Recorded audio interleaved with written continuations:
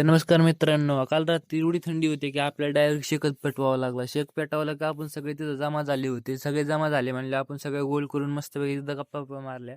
मग सकाळी लवकर उठून गेलो होतो कारण की आपल्याला आज आहे ना तळ्यातली मोटर चालू करायची होती.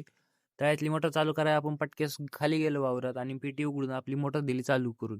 चालू करून दिल्यावर ना आपण आलो आपल्या घरी. घरी आपल्याला असं काम होतं की सकाळ आपल्याला पाणी मारायला सांगितलं होतं. पाणी मारायला आपलं जिना तयार झाला होता. मग त्याला पहिलं पाणी मारून घेतलं. पाणी मारून घेतल्यावर आपण डायरेक्ट आलो वावरात.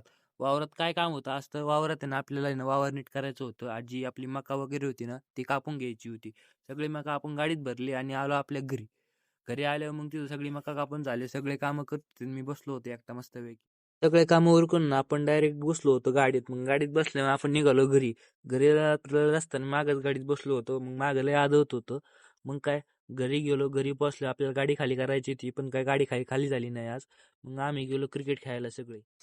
तर क्रिकेट खेळून येऊस तर अंधार पडला होता. तुम्ही बघू शकता. भावांनो, आजचा ब्लॉग आवडला असेल तर लाईक करा, सबस्क्राईब करा. जय श्रीराम.